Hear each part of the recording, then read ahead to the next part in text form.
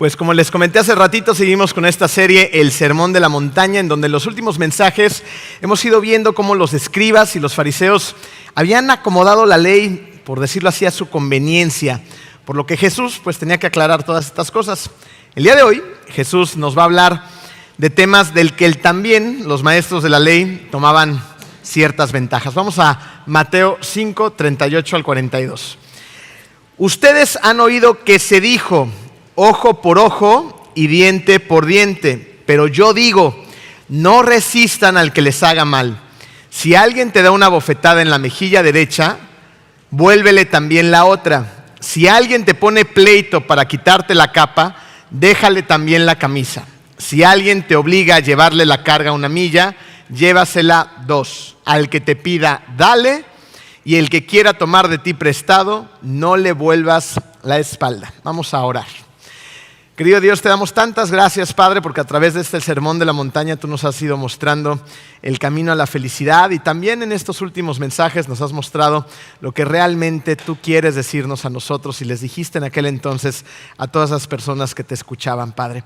Abre nuestros corazones, abre nuestro entendimiento, Señor, y permite que tengamos ese corazón dispuesto para que tu palabra sea sembrada en nuestro corazón y dé un gran fruto. Estamos en tus manos hoy y siempre, en el hermoso nombre de ti, Jesús. Amén. Vamos a empezar con una pregunta incómoda. ¿Están listos? ¿Van a ser honestos? Ay, qué ganas, ¿eh? Sí. ¿Alguien ha tenido deseos de vengarse? ¿Ah? Muy bien, son honestos. Les fue mejor que a los del primer servicio. Yo creo que todos en algún momento de nuestra vida, en alguna etapa, por una circunstancia u otra, porque nos han hecho daño a nosotros o a alguien que amamos profundamente, pues hemos tenido estos sentimientos, ¿no?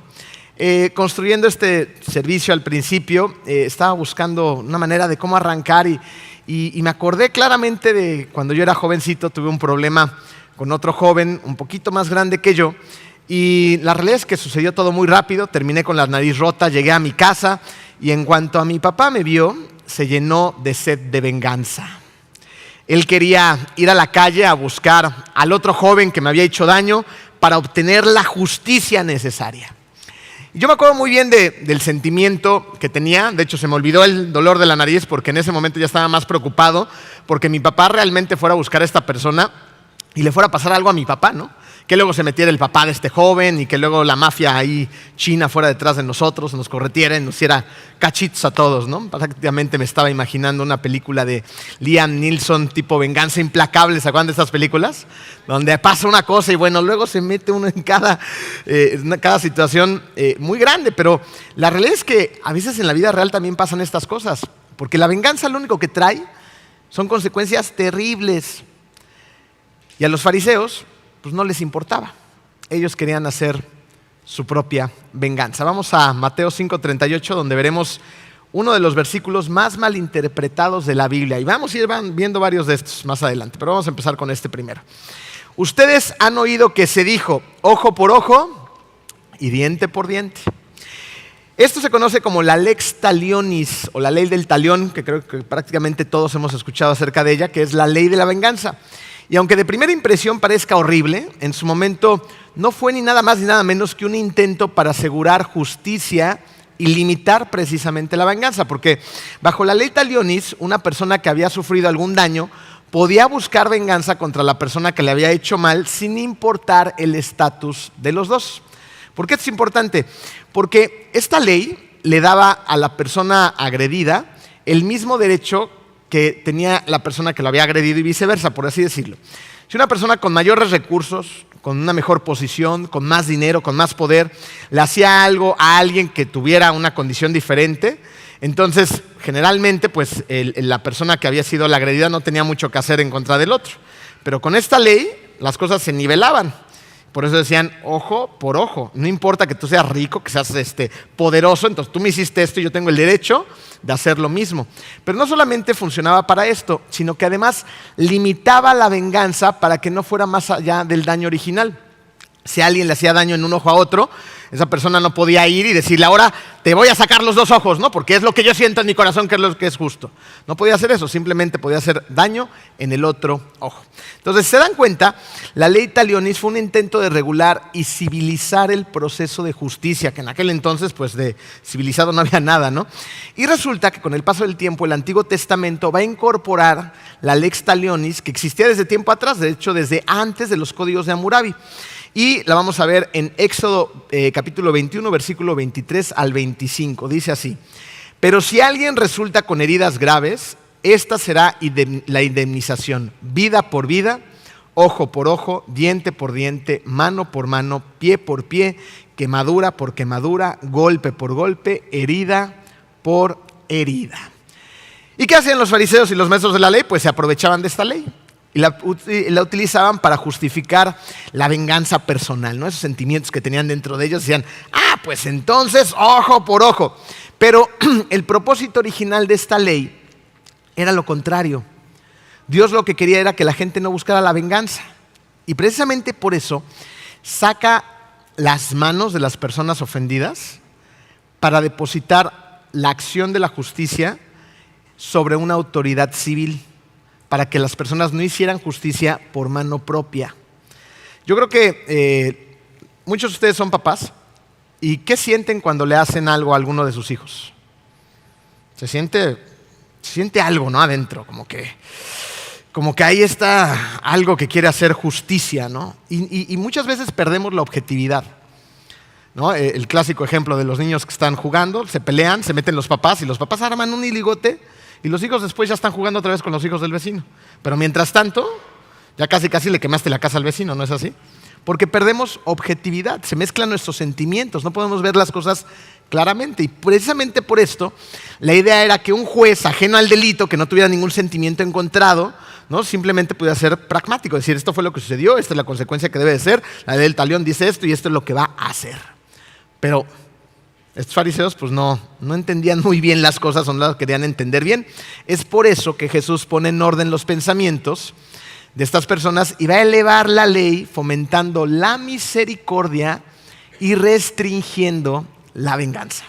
Y para esto Jesús va a dar 4 ejemplos a lo largo de los versículos que continúan para explicar precisamente cómo se debe de aplicar esta ley. Vamos a ver el ejemplo número 1. Versículo 39, lo vamos a dividir en 2 partes. No resistan al que les haga mal. ¿Qué quiso decir Jesús con esta frase? La mayoría de la gente que lee esto piensa, a ver, ¿cómo no me voy a resistir a alguien que me está haciendo algo malo? La respuesta la vamos a encontrar al buscar el significado de la palabra resistir en el diccionario bíblico. Aquí la palabra resistir va a venir del griego antistemi. Y antistemi es una palabra compuesta, anti contra y por istemi, que quiere decir resistencia, que juntar las dos significan enfrentarse, oponerse o estar en contra. Prácticamente esto es tener una actitud agresiva u hostil. En otras palabras, Jesús le dice a su audiencia en aquel entonces y nos dice a nosotros hoy en día que no actuemos de una manera agresiva ni hostil hacia quien nos ofende. Fíjense, vamos a ponerlos en términos más prácticos en nuestro día a día. Y les voy a hacer una pregunta. Cuando alguien te agrede y tú respondes con otra agresión, ¿cómo nos va? ¿Resulta que va a resultar en algo bueno esto? ¿Alguien me agrede y yo lo agredo con más fuerza? ¿Es sabio? ¿Tiene buenos resultados? Véanlo en el tráfico. De repente, no sé si seas tú, espero que no, no, lo veas por ahí. Llega una persona y se le cierra a otra, y el que se le cierra, en lugar de decirle bendiciones, hermano, que te vaya muy bien, no, hay una bola de improperios, esto y lo otro, se le avienta el coche y se empiezan a corretear. Y muchas veces estas historias terminan en una desgracia. Vamos a tu casa. De repente alguien en casa, a lo mejor no tuvo una buena noche, amaneció un poquito de malitas, y eso no son excusas, pero bueno. Y empieza a subir el tono de voz por lo que sea, y la otra persona empieza a subir el tono más, y la otra más, y de repente son competencias de ver quién grita más fuerte. ¿Funciona? Tampoco funciona. O sea, contestar una agresión con otra agresión no es para nada, ni siquiera inteligente. Es absurdo. Sin embargo, hay que notar que las ofensas que Jesús menciona son ofensas menores. Y aquí es donde cataloga a Jesús precisamente incluso hasta la bofetada, ¿no? Como una ofensa menor. Pero en esa ofensa menor, Jesús nos está refiriendo a alguien que se te acerca con una pistola, ¿no? Y te quiere hacer daño, ¿no? Le dices, a ver, dame un tiro acá y luego me pongo para que me des otro por acá, ¿va? No se trata de eso. Si alguien llega con una pistola y te amenaza, ¿qué tienes que hacer? Pues defenderte. Él está utilizando este ejemplo de la mejilla para ir a la actitud del corazón, no a las actitudes externas. A lo que le importa es el corazón que hay adentro de ti. Precisamente por eso no debemos ser agresivos ni hostiles con las personas que cometen ofensas menores contra ti, sino todo lo contrario. ¿Has escuchado a estas personas que dicen de sí mismas, es que, y lo dicen con orgullo además, ¿no? Es que yo soy de mecha corta. ¿Los conocen? ¿Es que eres de mecha corta o es que eliges ser de mecha corta? Porque hay una diferencia entre las dos cosas. Tú eliges cómo responder ante las cosas y las circunstancias. Tú lo eliges. Y hay personas que eligen ser de mecha corta. Y entonces cuando se avecina un problema, un conflicto, cuando pasa cualquier circunstancia, es horrible hacer la vida con personas que son así, ¿sí o no? No, o sea, vives estresado. Porque no sabes cómo va a responder, le hacen así, ¡ah! ¿No? Y es estresante para todos. Ahí no hay paz. Pero qué diferencia es vivir con alguien que tenga la mecha muy larga. Que es una persona que, una persona, ¿qué? ¿No? O sea, son personas que incluso en lugar de andar con cubetas de gasolina, echándole gasolina al incendio, andan con sus cubetas de agua. Y qué delicia es hacer la vida con esas personas, ¿no es así? Te trae paz, tranquilidad, son personas que dices, ¿dónde está él o ella? Porque necesito que esté aquí, porque aquí está el de la mecha corta y necesito que alguien venga a poner orden, porque esto ya está saliendo de control.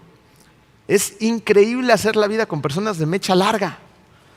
Y eso es lo que nos llama también Jesús. ¿Saben de dónde se empieza a desarrollar esa mecha larga? En la humildad. Y la humildad es una de las bienaventuranzas que vimos al principio en este sermón de la montaña. Pueden buscar en internet este mensaje y es muy bueno, ¿no? Pero bueno, no vamos a hablar de ello tan a fondo. La cosa es que necesitamos ser humildes para ser personas de mecha larga. ¿Por qué? Porque una persona de mecha corta es una persona que generalmente es bastante egoísta. Te voy a decir por qué. Porque está pensando en sí misma. Si a mí me molesta, si a mí me saca de mis casillas, si a mí me hace algo, entonces voy a hacer que paguen. Me voy a desquitar y voy a exigir venganza porque eso es lo justo. Pero eso sí, Él quiere toda la misericordia y la gracia del Señor. Pero toda la justicia para todo aquel que le vea feo o le hable feo en el camino. Y eso no es lo correcto, ¿estás de acuerdo? Ni siquiera es justo. Entonces, para ser personas de mecha larga tenemos que ser personas humildes. Que le importe más que uno lo que piense Dios. Que le importe más que a mí mismo lo que Dios considera bueno y agradable ante sus ojos. Que le importe más su familia que uno mismo. Más incluso las otras personas y pueda pensar en las consecuencias derivadas de un arranque de ira y de pasión. Esas personas van a traer muchas complicaciones a la vida. Entonces las personas de mecha larga va a ser una delicia y un deleite hacer la vida con ellas. Con esto en mente, Dios tenemos que tener muy claro que nos manda a resistir, pero al mal, no a las ofensas menores. Al mal es al que tenemos que resistir. Tenemos que resistir a Satanás, tenemos que resistir al pecado, pero muchas veces caemos ante el pecado. Pero eso sí, cualquier ofensa menor, soy un león, ¿no? Y no nos enfocamos en lo importante. Fíjense, Efesios 6:13 dice, por lo tanto, pónganse toda la armadura de Dios, el yelmo, la coraza, los zapatos, la espada, para que cuando llegue el día malo puedan resistir hasta el fin con firmeza. Al que tenemos que resistir es al enemigo, es al pecado. Pero ¿cuántas veces no nos resistimos a quienes cometen pequeñas faltas contra nosotros? Y ahí estamos creando problemas más serios en lugar de resistirnos con firmeza al pecado. Eso es lo que deberíamos de hacer. Vamos a ver qué nos dice en la continuación del versículo 39. Si alguien te da una bofetada en la mejilla derecha, vuélvele también la otra. Estas son palabras que también suelen distorsionarse muchísimo. La gente se pregunta, a ver, entonces si alguien me pega, ¿tengo que poner el otro cachetito también? No. Acuérdense que Jesús está hablando a la actitud del corazón, no a las actitudes externas. Por ejemplo, si yo vuelvo la otra mejilla para que me sigan dando, pero en mi corazón quiero destrozar a esta persona y mandarla directamente al infierno, entonces no he entendido nada. Jesús a lo que nos está invitando es a llevar a cabo el perdón, no la venganza. Pero la realidad es que en la vida diaria, en la práctica, muchas veces la venganza es lo primero que se nos viene a la mente cuando alguien nos ofende, ¿no es así?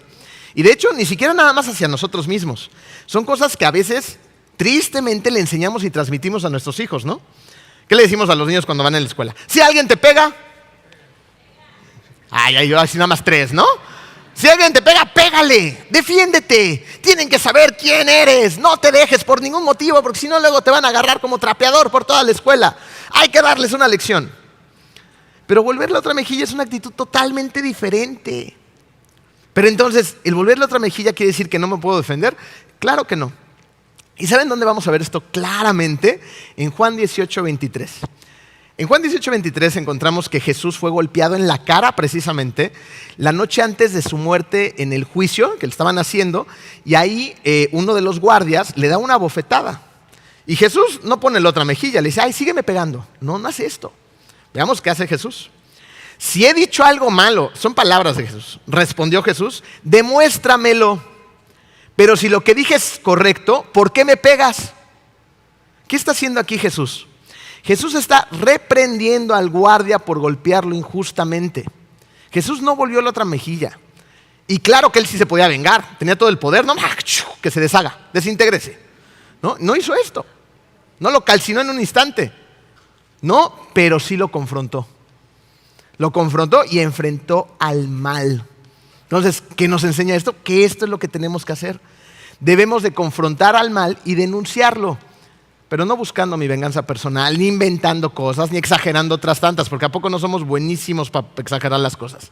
Alguien nos hace cualquier cosita y bueno, de repente ya lo volvimos una telenovela de Televisa de esas viejitas, ¿no? O sea, le ponemos sal, pimienta, lo metemos al horno y sale algo inmenso ahí. Y no se trata de eso. Se trata de ser objetivos, saber qué pasó, qué sucedió, por qué sucedió. Vamos a analizar las cosas, vamos a orar. Vamos a buscar la dirección de Dios. Vamos a buscar el consejo de gente sabia. Vamos a evaluar las alternativas y vamos a hacer lo correcto, confrontando, poniendo límites y denunciando al mal. ¿Escucharon esta maravilla de poniendo límites? Hay que poner límites, porque los límites nos protegen. Bien, algo que creo que todos hemos visto en nuestra vida diaria, ya sea en sus propias relaciones o con alguien más, es cuando empiezan desde novios o en el matrimonio a ser muy llevaditos uno con el otro, ¿no? Y empiezan con esas bromas sarcásticas, subidas de tono, se les hace muy chistosito y luego la pareja responde de la misma manera y de repente están faltando al respeto de formas impresionantes. Y al principio lo que les causaba gracia, con el paso del tiempo, se convierte en un conflicto. Desde el principio eran faltas de respeto, pero al principio no ponías límites. Y ya cuando van creciendo las cosas, ya estás muy enojado y muy resentido y la bomba explota. Pero si yo desde el principio establezco límites y digo, a ver, así yo no me llevo, esto no le agrada a Dios, esto no es correcto para una relación, vámonos respetando y amando de la manera correcta, entonces la relación va a caminar de una forma completamente diferente. Va a ser una relación llena de amor y respeto.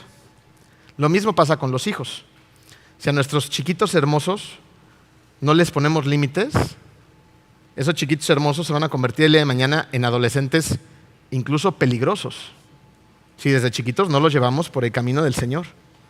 Los niños necesitan límites claros, precisos y certeros y que además se cumplan y se cumplan con firmeza. Eso no quiere decir que seamos violentos con ellos, pero que seamos padres firmes, que eduquen conforme a la palabra de Dios. Y que cuando veamos algo que está saliendo de los límites adecuados, lo confrontemos y lo denunciemos. ¿No? En casa, ¿cómo denunciamos? Estamos en comunicación mi esposa y yo. Oye, ¿qué pasó con esto? ¿Tú lo viste? Sí, yo también. A ver, ¿qué hacemos? ¿No? Y vamos a confrontar qué sucedió. Y entre nosotros tenemos que hacer exactamente lo mismo y con los demás también. Y eso hacia afuera. Hay situaciones que vienen, nos pegan esto, el otro. Igual, vamos a confrontarlo. No vamos a hacernos de la vista gorda como que nada pasa porque somos muy buenos cristianos. No, hay que confrontar el mal. Hay que hacerle frente y hay que denunciarlo. Pero como debe de ser. ¿Listo? ¿Claro como el agua? Vamos al tercer ejemplo de Jesús. Versículo 40, ahora sí. Si alguien te pone pleito para quitarte la capa, déjale también la camisa. Aquí Jesús también cataloga como el que te quiten la capa como una ofensa menor. Y Jesús dice que incluso hasta le des la camisa, ¿no? En lugar de tener un enfrentamiento. Yo me acuerdo también cuando estaba chavito, que yo viajaba a la Ciudad de México porque extrañaba a mis cuates, ¿no? Entonces de repente venía las vacaciones para allá y seguía conservando algunos amigos. Uno de ellos era un muchacho más grande que yo por 3 o 4 años. Cuando está chiquito, 3 o 4 años son un montón. Y este chavo ya traía su coche, era un coche del año y lo tenía súper equipado. Tenía unas bocinas por todos lados, hacía un escándalo tremendo, ¿no? Y era para él su orgullo. Y recuerdo que fuimos a recoger a una novia que tenía en una colonia ahí medio feíta en la Ciudad de México. Y llegando se le ocurrió pues, andar de presumido, entonces estacionó su coche, lo dejó con el switch prendido, le subió a todo volumen, abrió las 4 puertas y ahí estábamos esperando a que bajara la chica, ¿no? Y en lo que bajaba, de repente vimos a 2 personas, 2 hombres grandotes enchamarrados en la noche, acercarse hacia el carro. Uno se puso del lado del conductor y otro atrás. Tranquilamente eran profesionales, sacaron sus pistolotas, nos apuntaron en la cabeza, nos bajaron a todos del carro y nos pusieron contra la pared. Nos dijeron todos calmados, nada más nos vamos a llevar el coche, saquen las carteras y todo lo que traigan y aquí no pasa nada. Entonces, pues, los cobardes como yo hicimos todo lo que nos dijeron, tomen. Y el amigo no hizo eso. El dueño del coche se les puso broncudo, empezó a pelearse con ellos. Y entonces, en lugar de llevarse el coche, no solamente se llevaron el coche, se llevaron el coche con todo y él. Le dijeron, sí, pues te subes al coche y vámonos. Subimos nosotros corriendo al departamento de la muchacha a hablarle al papá. Ya saben, se llevaron al muchacho, está secuestrado, quién sabe dónde está. Bueno, policías, esto, el otro, llamadas. 1 hora, 2 horas, 3 horas, 4 horas, no aparecía, no sabíamos absolutamente nada.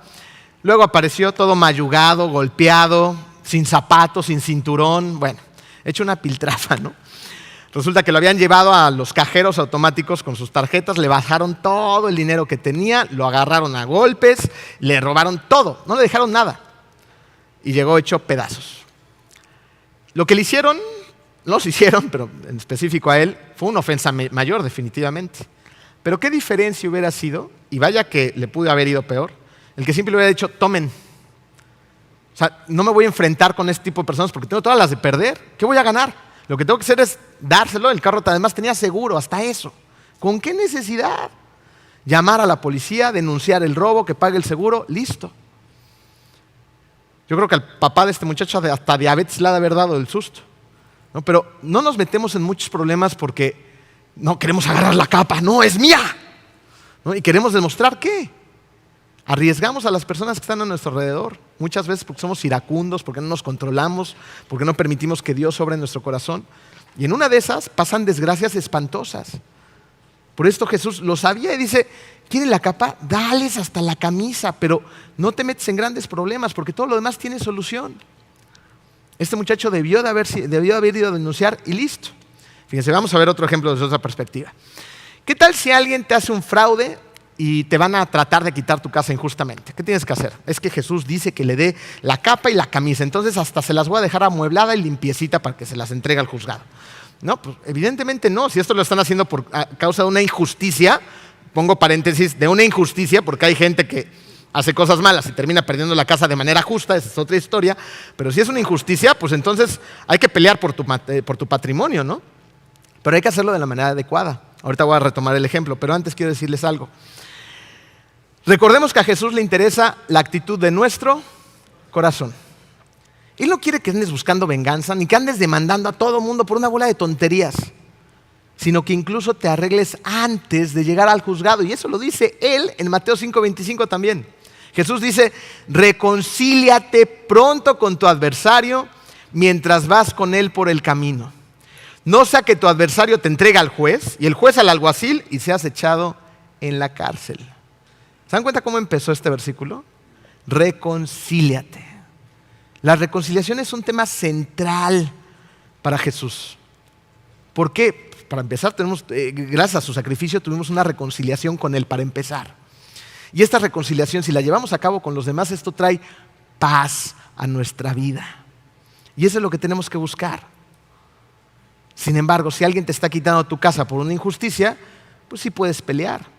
Pero para esto Dios estableció un gobierno en la tierra que tiene un sistema de leyes donde existen magistrados, jueces y toda una autoridad civil para que rindan los veredictos justos.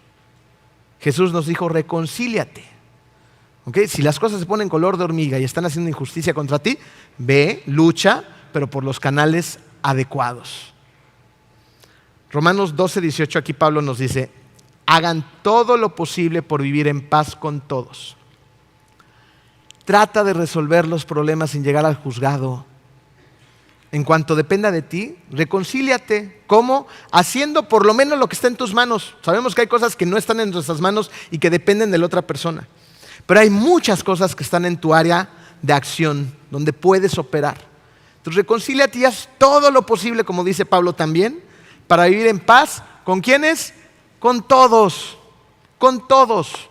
Hay gente que vive en problemas con todos. Y de verdad que es gente que sufre mucho y hace mucho daño a la familia que está a su alrededor. Todos sufren, todos pierden, nadie gana. Es una actitud egoísta. Deja de pensar en ti si es tu caso y piensa en lo que le gusta a Dios, en lo que le agrada a Dios, en hacer la voluntad de Dios y en el efecto que estás teniendo alrededor de la gente. Eso es dejar de pensar en mí mismo, nuevamente vivir una vida llena de humildad. Ahora, Pablo, fíjense qué interesante está esto, porque da la misma instrucción acerca de vivir en paz con todos, y aquí lo vamos a ver rápidamente, cuando reprende a los corintios, ¿no? Esta iglesia que estaba en Corinto, porque se la vivían en los juzgados precisamente, y se la vivían en los juzgados por una bola de tonterías. Y en 1 Corintios 6, 1 al 8, Pablo les va a preguntar lo siguiente.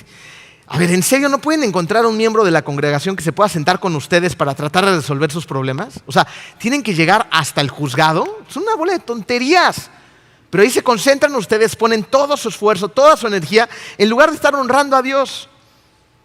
Se clavan en las cosas más pequeñitas de la vida que ni siquiera tienen sentido. Vamos a hacer las cosas, vamos a poner nuestro pensamiento y nuestra energía en las cosas importantes. Y fíjate, luego Pablo, un versículo adelante, va a decir, en realidad ya es una grave falla el solo hecho de que haya pleito entre ustedes. Ahí ya estamos fallando. O sea, ni siquiera llegar al juzgado, ni siquiera tener que tener ahí testigos y todo esto porque hay una bola de problemas. No. Si tenemos a Cristo en nuestro corazón, debemos ser personas que no estén metiendo en problemas una y otra y otra y otra vez. Eso ya está, y ahí ya estamos fallando, dice Pablo. No es necesario que haya pleito entre ustedes. Debe haber armonía, cordialidad, empatía, cariño, amor, mansedumbre, cuidado de los unos por los otros, que no entre los cristianos estén llevando al baile. Esto es tristísimo.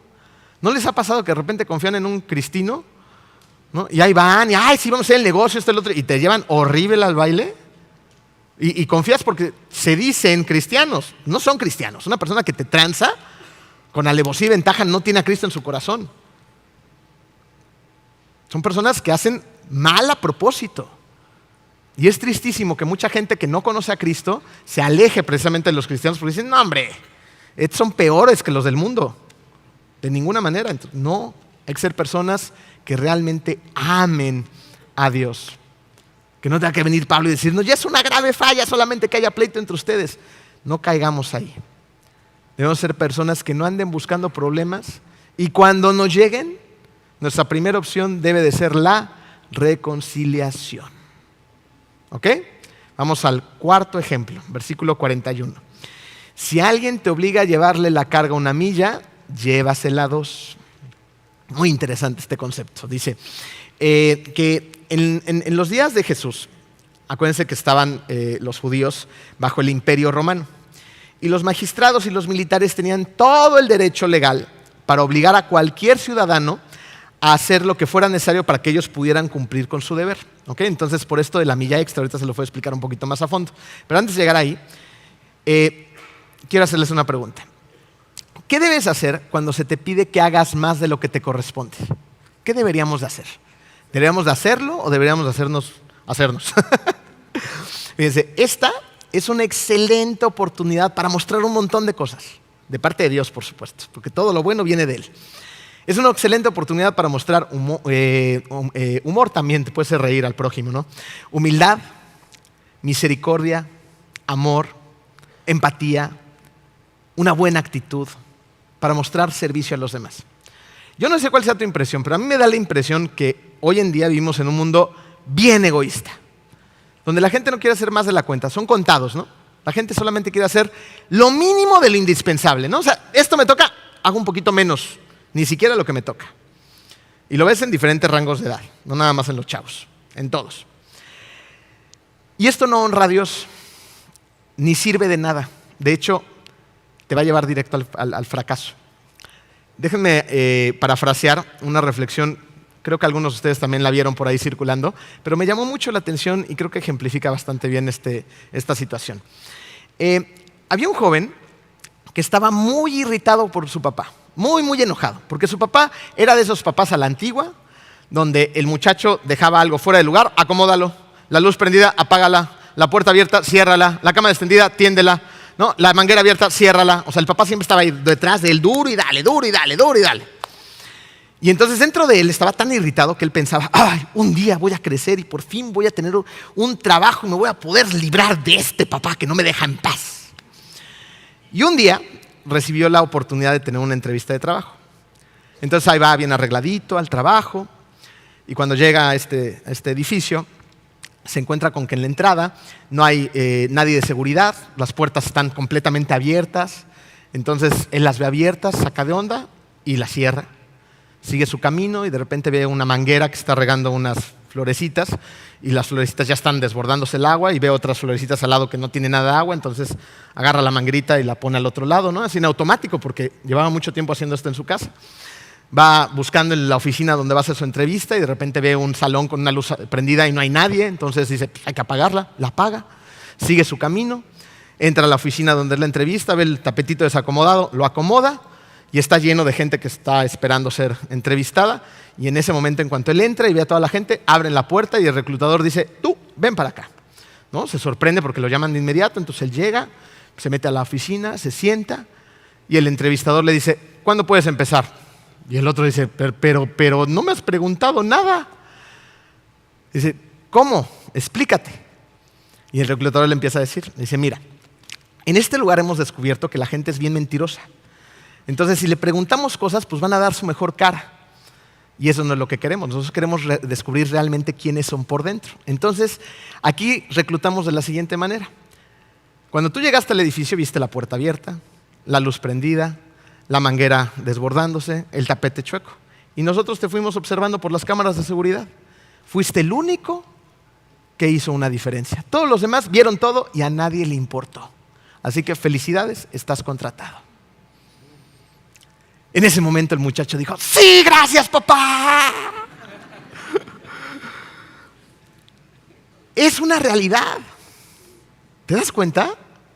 Fíjate, antes de estar buscando chamba, hagámoslo por agradar a nuestro Dios, porque es lo correcto ante Él. Y Dios te va a bendecir, porque Dios utiliza a las personas que están a tu alrededor para que también hagan una diferencia en tu vida. Y mira, lo voy a poner muy rápido en un ejemplo bien práctico dentro de la iglesia. En esta iglesia viene gente también muy exitosa a nivel económico. Gente que tiene grandes negocios, grandes empresas. Y de repente esas personas, algunos de nosotros nos preguntan por referencias de muchos de los jóvenes. Dicen, oye, estoy buscando a alguien así o así, o de algún adulto también, y me urge. ¿Conoces a alguien responsable y que tenga estas características? Y tú empiezas en tu mapa mental. Dices, fulanito, fulanito no, nunca hace nada, siempre se hace guaje, siempre se va a la primera, nunca alza nada, no. El otro, menos, no, el otro peor, ¿no? El otro, este muchacho sí. Este muchacho recoge las cosas, se queda al final, tiene una excelente actitud, es educado, da las gracias, cosas tan básicas. Hoy hay jovencitos que ni gracias te dan, o sea, te ven y no existes, ¿eh? No existe nada más que ellos mismos y su cochino teléfono. O sea, están así hipnotizados por la vida. No ven a su alrededor, no ven nada, ni a nadie. Y ahí estamos todos los demás, pues descubriendo también talentos. ¿No saben cuánta gente en este lugar ha conseguido trabajo gracias no a su coeficiente intelectual, sino a la disposición de su corazón, a una buena actitud, a una actitud diferente por la vida? Porque es gente que quieres recomendar, que quieres enviar. En la inteligencia es muy importante definitivamente, pero ¿no es también sumamente importante o a veces hasta más importante la actitud que tengas ante la vida? Y ahí es donde Dios nos manda a trabajar. Por eso nos dice, una milla extra.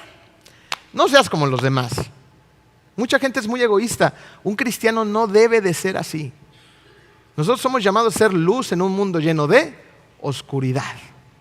Y eso para eso tenemos oportunidades todos los días para hacer una profundísima diferencia. ¿Saben qué pasaba en la época de los romanos? Que los romanos que estaban ocupando a los israelitas, pues eran personas que eran soldados, que también tenían derechos sobre su casa. O sea, si alguien llegaba al campamento, en lo que le daban su tienda de campaña y todo esto en el campamento militar, pues antes tenían el derecho de habitar un tiempo en la casa de un judío. Y entonces imagínense, se metía el judío a la casa, ahí tenían que soportarlo un tiempo, les cobraban impuestos altos, o sea, les caían muy mal. Y después de eso, cuando ya por fin se iban, pues, y ahora me llevas mis cosas una milla. Todos los cachivaches que traigas. ¿Cómo creen ustedes que haya sido la actitud de esos judíos? Así decir, voy a acompañarlo, le voy a llevar sus cosas también. O todo el tiempo, todo el camino, me lo imagino, ¿no? Contando los pasos para terminar la milla y aventarle sus cochinadas y ahí nos vemos. No quiero saber más de ti. A eso era lo que estaban acostumbrados los soldados romanos. Pero ¿qué pasaba cuando uno de esos judíos tenía un encuentro personal con Cristo? La idea era que cambiara su corazón, que cambiara su actitud por la vida, que fuera una persona completamente diferente y renovada. Y entonces esa persona, cuando tenía que llevarle esa milla al soldado, imagínense la actitud de una persona transformada por Cristo. ¿No creen que hubiera sido diferente? Claro que sí. Y entonces el soldado, ¿se imaginan ahí caminando los dos? El judío convertido, porque ha conocido a su Cristo, y ahí van caminando. Entonces este judío que cree en Jesucristo, ¿qué onda? ¿Cómo estás? ¡Qué buena onda! Mira, mi esposa te hizo una agüita de Jamaica para el camino, está bien fría, tiene muchos hielos, yo cargo todas tus cosas, no te preocupes. ¿Se imaginan la cara del soldado? Sí. ¿Y qué mosca le picó? Ya acabamos una milla, yo te llevo una milla más. ¿Qué? ¿En serio? ¿Por qué haces eso? Si todos son una bola de groseros, son unos egoístas, nos odian. Sí, pero yo no. Es más, te voy a dar un abrazo. Vamos a seguirle. A ver, cuéntame, ¿por qué eres así? Es que fíjate que yo conozco a Jesús y Jesús transformó mi vida para siempre, mi corazón. Y es un privilegio poder servirte. ¿En serio? A ver, cuéntame más de ese Jesús. ¿Quién es que quiero conocerlo yo también? Porque nunca nadie me había tratado así. Y muchos soldados romanos se convirtieron al cristianismo por una milla extra. ¿Cómo eres tú? ¿Cómo te va? ¿Eres de esas personas que están en su centro de trabajo, en la universidad, con tus vecinos, en el tráfico, en la vida, en la escuela, en donde hagas la vida todos los días? Y que la gente que está al lado de ti diga, ¿por qué es así? ¿Por qué haces más de la cuenta? ¿Por qué no haces lo indispensable? ¿Por qué no te vas antes como todos los demás? ¿Por qué quieres hacer más y lo haces bien y de buenas? ¿Por qué? Te voy a decir por qué. O te camuflajeas con todos los demás. ¿Cómo nos va? Porque esa es una excelente herramienta de evangelización. Hay gente que dice, es que yo no tengo idea cómo hablarle de Cristo al mundo. Esta es una herramienta. Esta. Y el mejor lugar para empezar a practicar muchas veces es en casa. Si no le enseñamos estas cosas a nuestros hijos y permitimos que se conviertan en unos holgazanes, el día de mañana no las van a hacer afuera. ¿Cuál es el ejemplo del papá? Es muy cierto, ahí estaba el papá, taca, taca, taca, taca, taca, taca. Hay que presionar con amor, claro, pero hay que presionar, hay que poner límites, hay que enseñar, hay que educar y hay que hacerlo bien conforme a la palabra de Dios.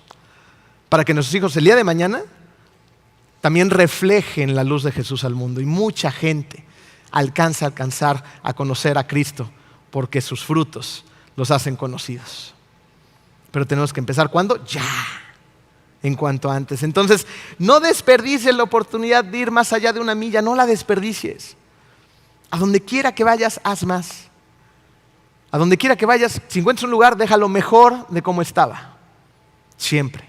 Esas cosas sí hacen una diferencia. Vamos al último de los ejemplos, versículo 42. Al que te pida, dale, y al que quiera tomar de ti prestado, no le vuelvas la espalda. Este es otro pasaje que se suele distorsionar muchísimo. ¿Qué es lo que Jesús le ordenó a los discípulos que hicieran? Pues que fueran generosos. Este es el mensaje. ¿Qué quiere decir esto? Que debemos de tener un corazón listo y dispuesto a dar cuando la gente que te rodea lo necesita. A lo largo de tu vida vas a tener un montón de oportunidades para hacer la diferencia en alguien más. Tal vez hoy estés aquí y puedas ayudar a alguien que esté acá, pero tal vez mañana estés acá y necesitas la ayuda de quien está aquí. La vida da muchas vueltas. Y no solamente hacerlo porque quién sabe qué vueltas dará la vida, sino porque es lo que Dios nos manda a hacer. Ayudar cuando puedo ayudar. A hacerlo siempre, sin estar tan aprensivo en las cosas que Dios me ha dado. ¿Se acuerdan que en algún mensaje hablamos de vivir con la mano abierta? Todo lo que tienes, todo, titititito, viene de lo alto. Viene de parte de Dios. Todo lo bueno viene de parte de Él. Es que yo he trabajado, yo me he esforzado, yo he logrado, Sí, con los dones y talentos que te dio Dios. Con eso. Y todo lo que tienes le pertenece a Él. Entonces hay que vivir con la mano abierta para poder compartir lo que Dios nos ha dado. Ahora, tenemos que entender y tenemos que equilibrar este concepto de dar. ¿Ok? Porque hay gente que se va totalmente de otro lado del péndulo. ¿Hay alguna situación donde no debiera de dar ni prestar? ¿Hay situaciones en las que debo decir no? Claro que las hay. Y esto no está contradiciendo lo que está diciendo Jesús arribita. ¿Okay? Ahorita lo vamos a entender mejor. Pero antes de eso, una pregunta más. ¿Dios es generoso? Claro que es generoso. Él nos dio el regalo más grande que existe sobre la faz de la tierra, su propio Hijo. Sin embargo, ¿existe algún momento en donde Dios no le dé al pueblo lo que pide? Claro. Hay momentos en los que Dios no da al pueblo lo que pide. Un ejemplo lo encontramos en Isaías 1:15 y es un ejemplo duro. Dice, cuando levantan sus manos, yo aparto de ustedes mis ojos. Aunque multipliquen sus oraciones, no las escucharé. Tienen las manos llenas de sangre. En serio está diciendo que Él va a apartar sus ojos y no los va a escuchar porque sus manos están llenas de sangre. ¿A qué se refiere esto? Isaías 1:15 está en un contexto donde hay una bola de reyes que son muy malos, ¿no? Y donde se han volcado a la idolatría. Y uno de esos dioses a los que adoran es Moloc. Y ellos creían que para satisfacer a este falso dios tenían que ofrecerle sacrificios de niños, de sus propios hijos. Los sacrificaban y se llenaban entonces las manos de sangre. Y entonces iban estos mismos hipócritas y además le pedían a Dios, y Dios, concédenos, danos, haz esto y lo otro. Y Dios decía, ¿qué les pasa? Ustedes son unos idólatras, están asesinando a sus propios hijos para darlos en sacrificio al tal Moloc. Voy a apartar de mí mis ojos y voy a cerrar mis oídos y no los voy a escuchar porque tienen las manos llenas de sangre. ¿Qué nos enseña esto? Que a Dios lo estaban tratando de utilizar. ¿Te das cuenta? Y Dios dice, no me vas a poder utilizar de ninguna manera. Por eso no te voy a escuchar ni a ver. Pero aquí también encontramos una enseñanza. Si tú te das cuenta y estás completamente consciente y tienes pruebas de que al que estás ayudando está malgastando lo que le estás dando, está haciendo mal uso de los recursos, te está viendo la cara, pues lo que tienes que hacer es cerrar la llave. Porque entonces estás haciendo más mal que bien. Fíjate, la Biblia, en el Salmo 112:5 dice, el hombre de bien tiene misericordia y presta, pero el versículo no termina ahí. Continúa, gobierna sus asuntos con juicio. Entonces, un hombre de bien tiene misericordia y presta, pero también gobierna sus asuntos con juicio. La palabra juicio es una palabra hebrea que significa discernimiento o sabiduría. Así que cuando te pidan, lo que tenemos que hacer es evaluar el panorama completo y tomar esa decisión con cuidado. O sea, ser prudentes y tener discernimiento para que cuando dé o cuando alguien me pida prestado, sepa las condiciones de lo que está pasando, a qué me estoy arriesgando, qué estoy dispuesto a perder, si esa persona realmente me va a poder pagar o no, o realmente en lugar de prestar tengo que hacerle incluso un regalo. Y esto es algo muy sabio que de verdad se los recomiendo muchísimo. Hay personas que son unos vividores, ¿no? Y viven de préstamo en préstamo y viven de los demás. Pero hay personas que de verdad de repente tienen una urgencia, algo pasó, se quedaron sin trabajo, tienen una urgencia médico y necesitan tu ayuda. Y si puedes, ayuda, por supuesto. Pero, ¿qué tal si esa persona necesita cierta cantidad de dinero y el día de mañana no te puede pagar? No porque no quiera, sino porque de verdad no pudo. No porque sea mala, porque está haciendo el esfuerzo y todavía no sale adelante y necesita más tiempo. Entonces, ¿qué tal si en ciertos casos y cuando puedas, evidentemente, en lugar de prestar dices, esto que necesitas, no me lo necesitas regresar? Y no poner el paréntesis de, bueno, si puedes, porque ya estás condicionando, ¿no? O sea, de verdad, este es un regalo. Ahí te va. No me lo tienes que volver a pagar. Te voy a decir por qué. Porque cuando una persona presta y la otra persona no te puede pagar, hay una relación entre ustedes, la relación se empieza a descomponer. Hay algo que empieza a cambiar. Hay sentimientos encontrados. La persona te empieza como que a dar la vuelta, tiene pena, siente vergüenza, todavía no puede, y tú lo empiezas a ver como con signo de pesos. Este me debe. No, y no me ha pagado, y no me dice nada. Tú no sabes las circunstancias muchas veces. Entonces, vamos, despréndete, ya. No pasa nada, es un regalo de corazón. Habrá otros momentos en los que no puedes hacer esto, ¿no? Y realmente digas, oye, te voy a prestar, pero en serio necesito que me lo regreses, ¿no? Y hay que ser sabios, no estés prestando la colegiatura de tus hijos dentro de 3 días, ¿no? Y luego, es que no me pagó y miren, bueno, pues es que, y el discernimiento, ¿no? O sea, hay que ser inteligentes conforme a la palabra, sabios. Ahora, ¿qué tengo que hacer cuando alguien que vive en la deuda me pide dinero? Pues ¿tú qué crees? No es muy difícil saberlo, ¿ah? Fíjate, estas personas se encuentran endeudadas por una razón. Y la mayoría de las veces lo que esa persona necesita no es más dinero. Si le das más dinero, no le estás ayudando. Lo que necesita es un curso urgente de finanzas. Aprender a administrar su dinero, aprender a hacer un presupuesto, aprender a pegarse al presupuesto, aprender a hacer sacrificios en lo que sale adelante, porque muchas personas se meten en deudas porque quieren mantener un estilo de vida que no pueden sostener y no están dispuestos a hacer ningún sacrificio. Es que ¿cómo voy a meter a mi hijo en una escuela pública? Muchos de ustedes estuvieron en escuelas públicas, yo también estuve en una escuela pública y no me pasó nada, nada. Digo, salvo unos cocolazos que me dieron. Pero no pasa nada. Hay momentos en que hay que hacer sacrificios. Pero si quieres mantener un estilo de vida que no puedes y estás luchando con todas las garras y endeudándote por eso, no va a funcionar. Para salir de nuestras deudas hay que hacer sacrificios. Y el pedir y pedir y pedir y pedir prestado no es algo que le agrada a nuestro Dios. O sea, en lugar de incentivar esto dando más dinero, recomiéndale un buen contador, un buen abogado fiscalista, recomiéndale un curso de finanzas. En la iglesia tenemos cursos de finanzas bíblicas, ¿no? Pero más dinero no va a mejorar la situación. Anímalos y ayúdalos desde otra trinchera. Esa es otra forma de ayudar. Esa es otra forma de mostrar misericordia. Es como si llegara una persona que tiene una adicción y que sabes que está utilizando esos recursos para drogarse y tú vas y le das más. ¿Le vas a hacer bien o le vas a hacer mal? Le va a hacer mal. Eso no es sabio. Fíjense, estas enseñanzas que hemos venido viendo tienen su eje en la misericordia, si se dan cuenta. Cuando nosotros damos, cuando no nos vengamos, cuando vamos una milla extra, esto es misericordia. Y al hacer las cosas que Jesús nos enseña en estos versículos, lo que estamos mostrando precisamente es misericordia. La misericordia que se nos ha dado. El perdón que se nos ha dado, entonces nosotros también lo estamos extendiendo. Estamos extendiendo esa reconciliación de la que ya gozamos. Fíjense lo siguiente. Cuando Jesús fue abofeteado en la mejilla, fue tu pecado y fue mi pecado el que le hirió. Nosotros le dimos esa bofetada, pero Él no se desquitó con nosotros, sino que nos dio su misericordia, nos dio su perdón, nos dio su reconciliación. Acuérdense de estas palabras de parte de Jesús. Dijo: Padre, perdónalos porque no saben lo que hacen. Perdónalos. Nuestro Señor Jesucristo fue acusado injustamente hasta la muerte.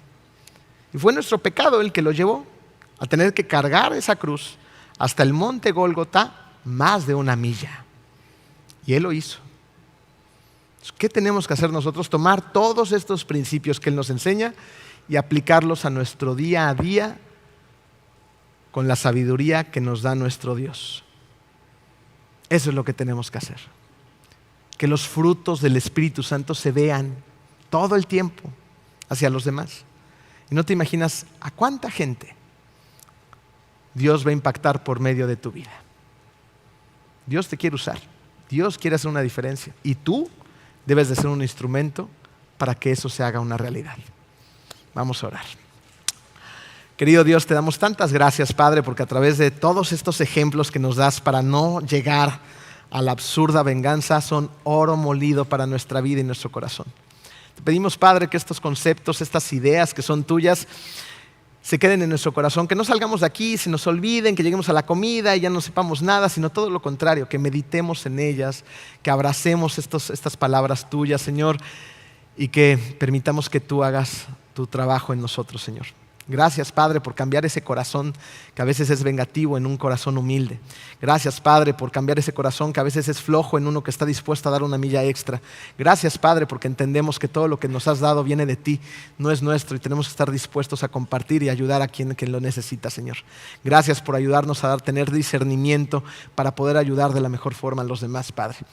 Te damos gracias, Señor, porque tú eres nuestro Dios, porque tú eres tan real, Señor, como todas las personas que nos encontramos aquí, pero mucho más grande que eso, Padre. Eres un Dios soberano, todopoderoso. Eres un Dios que en todos lados está. Y hoy sabemos que estás en este lugar. Te amamos mucho, Padre. En el hermoso nombre de tu Hijo Jesús. Amén.